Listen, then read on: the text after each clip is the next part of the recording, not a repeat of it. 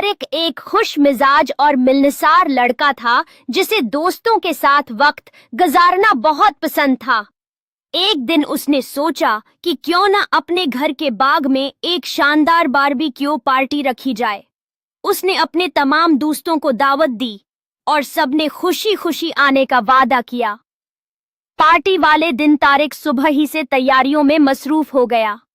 उसने बाग को रंग बिरंगी झंडियों, गुब्बारों और खूबसूरत रोशनियों से सजा दिया। शाम होते ही उसके दोस्त आ गए और सबने मिलकर मजीद इंतजामात मुकम्मल किए।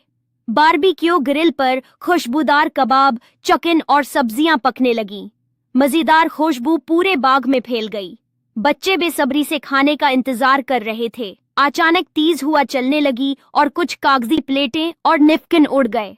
तारिक और उसके दोस्त फौरन हरकत में आ गए। उन्होंने तमाम चीजें जमा की और दोबारा तरतीब से रख दें।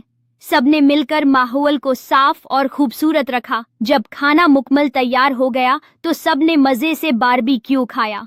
कबाब इतने लजीज थे कि हर कोई तारिक की तारीफ करने लगा।